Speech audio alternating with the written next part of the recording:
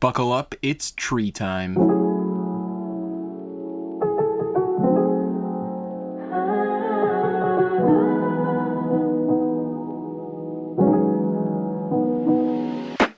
It's finally fall. I love fall. It's my favorite season. Something about that crisp autumn air, the leaves changing colors, everything's dying. It's the best. No season makes me want to build trees more than fall. And I guess I owe you guys a tree video. And reminder, I start working on a new tree video when I hit 2K subscribers. So for this first tree, we actually got to go back to my first tree video. In one of the first shots, I show this tree for like a second, but I don't actually talk about the tree in that video because it's not a pine tree and I was only talking about pine trees. Except they were probably all spruce trees actually. I had a lot of people tell me that they were spruce trees, not pine trees. All I know is C is for conifers. My kind of trees. Anyways, I built this tree on a whim for the background shot of that video, and I absolutely love the design. It's also like super simple, and you've probably got the pieces to build like 20 of them, except maybe this bottom piece. It's an old palm tree stem. Fantastic piece, just a little uncommon. To use this in a build, you're gonna need a hollow stud, like just work a jumper into the landscape, because you're gonna stick a bar into it, then the palm stem goes upside down on top of it, and then a rusty soda can piece. Also, because this is old brown, and some of the other parts you gotta use are reddish brown, I'd mix it up. Use reddish brown and old brown. And then to get the branches, I got a headlight brick with a cheese slope, and an Among Us plate with a little clip and a bar, and you can also half clip a bar into one of these. Make sure it's angled all nice. And remember, when using reddish brown, always wear your PPE. And then top it off with a cone and another bar.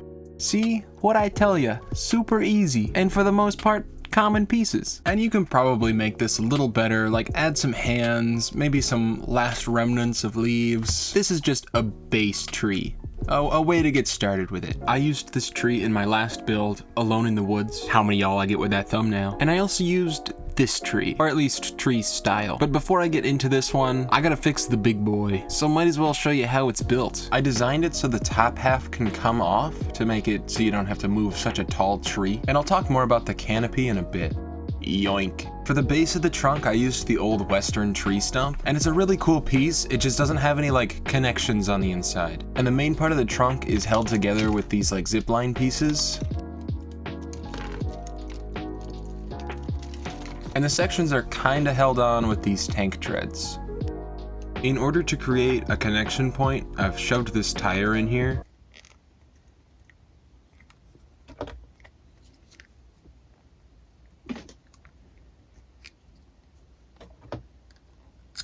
Oh my gosh! And then this wheel here connects to an axle. The tire is turned inside out. This is the one I used. Don't know what it's called. So I originally used a normal axle in this, and it kind of caused the tree to like slip out a couple times. No. Ah. So use a stopper axle to keep it from slipping out. This is the new trunk core that I designed. These tank treads have little bar holes that connect to the bars on the undersides of plates and tiles. And I don't know if there's any validity to this, but it seems like the light bluish gray has more clutch power than the black. And once your tree core is all built around, the zipline piece wraps around to hold it together, and then you shove in flex tubes to fill in the gaps. I love the look of this tree trunk, and it's surprisingly sturdy. I honestly think it would be like perfect for Endor. I mean, I was looking at pictures of redwood trees while I was building this, so that makes perfect sense. What we are about to do is highly illegal, potentially dangerous, and could damage your pieces. Leaf weaving. So we all know the classic leaf piece. It's a 6x5 and a 3x4, one of the most coveted pieces of early childhood. They've been around for over 35 years and remain unchanged. This piece is perfect. And these pieces have a bit of give to them. They're a little flexible and it lets you kind of twist them onto each other. Hence the name leaf weaving. And you're gonna weave a bunch of them together, and you can do as many as you want. Once you get to your desired amount, weave those two ends together. You can leave this as is, but it is a little loose, and they can like move and jostle a little. So what I like to do is find where two of the studs overlap and connect them together. Now this won't hold. There's a little too much pressure to actually have it hold. So using the new twig piece, and I hope you guys got this off the peg brick wall because this piece is awesome. Put it through the hole and it holds. On the very top, I wove 3 of them together, and this is kind of tricky. They're almost too close together to get right, but it is possible. And if you spend more than 30 seconds, unlike this tree, you can actually make it look pretty good. Maybe even add a butterfly. The next section is held on by being squished between 2x2 cylinders on a bar piece. And once the sections get too big to be able to do that, you can attach them using an Exoforce hand on one of these hinge plates. And that's what I did for the next few layers. These branches are made with some glizzies clipped to the bars and flex tubes of the tree trunk. And the trunk itself is made with things jammed under the zipline piece. Things like dino tails, stacks of cylinders, some old palm stems, flex tubes, random bars. I've also got this tree trunk costume up in here, and it lets you put funky heads in there. For this one, I didn't do anything, but have some fun with it. Now this is really only attached by one stud on the bottom. Oh, and make sure that zip line is tied down. If it's not really held on, it'll explode. This isn't gonna be the easiest tree for beginners, but if you're a pro builder like me, you should be able to get the hang of it.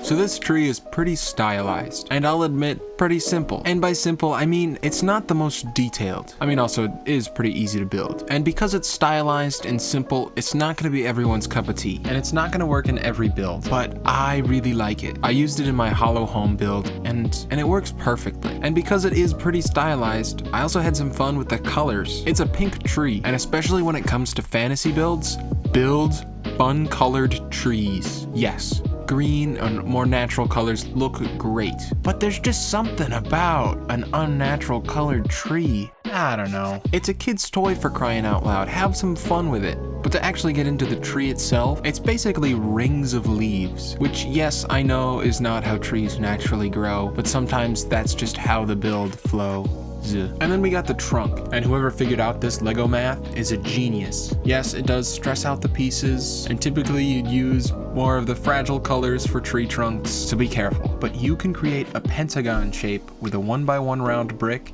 and 2 of these log bricks.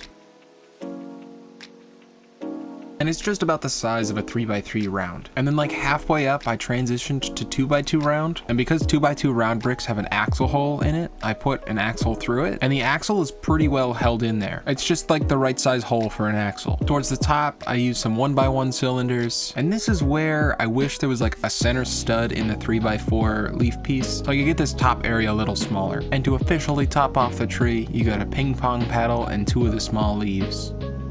Also, you could very easily do more with these leaves, with pad leaves or flowers or these stems. I just tend to leave the plain leaves when I build trees. It's definitely something I gotta experiment with more, but when I started building trees, this is all we had. Also, this is a really easy tree to make tall, so if you're looking for something simple, tall, and easy to make a bunch of, this is your tree. I actually really want to make a bunch of these and make like a thick wooded area of them. Also, y'all should go check out the video on the hollow home. I mean, once you finished this video, liked and subscribed, of course.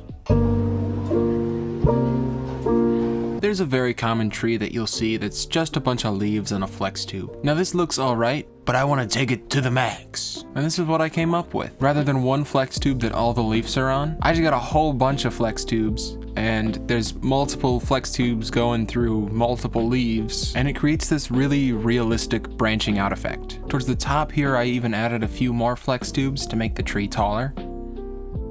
And all the flex tubes are just shoved into a barrel.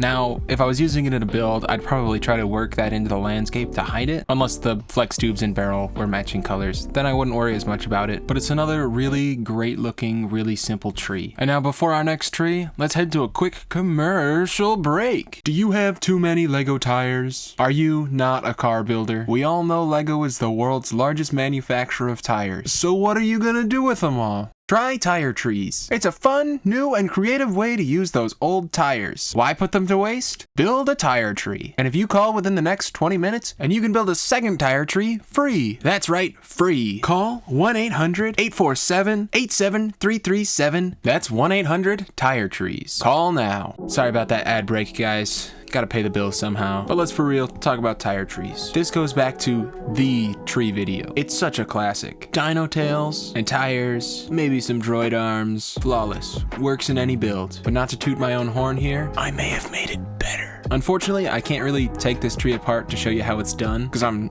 using it for a build that I haven't finished yet. But instead of it just being dino tails on the inside, to start the trunk, it's 2x2 bricks on an axle, and some of the bigger tires fit snugly around them. And then using different Technic elements, I'm able to branch off. And I think this tree looks really realistic, at least in terms of branch formation. And then because there's gaps in these tires, I was able to shove different things in them so that I can add more attachment points. And because it's a fall tree, and some of the leaves have fallen off, I've got just loose battle droid arms and horns and wands, and I love the look of it. I have always wanted to build a tree like this. And by this, I mean half the leaves have fallen off and the leaves are mid-color change. Because I see a lot of people, when they build fall trees, it's one of the colors that they change to, or there's no leaves on the tree at all. But go step outside right now. All those trees, well, most of the trees, some of the trees, at least the trees that I see outside, it's a gradient. And this tree is just an example of one of the possible gradients. I went from yellowish green to lime to yellow to bright light orange to dark orange. There's a bit of light yellow in here. And my method was start at one of the colors and then move down the line of color this way. This is probably the best tree I've ever built. And at some point, I gotta build a few more of these trees for this build. There we have it. 5 awesome Lego trees that you can use in your builds to make them look better. Now, y'all had been asking me since last year for another tree video, and I promised it at 2K subscribers, and then you guys went crazy for those table scraps. And then like 2 weeks later, y'all got me to 3,000 subscribers. So if you're new here, howdy, howdy, howdy. And for the next tree video, I'm putting a 10,000 subscriber bounty on it. Hopefully that'll give me enough buffer time to make some new trees. Let me know down in the comments what your favorite tree was, and if you try any of them yourself. I've got some awesome videos coming, so if you've made it this far and aren't subscribed, you should click that button. And from the bottom of my heart, ooh, spooky.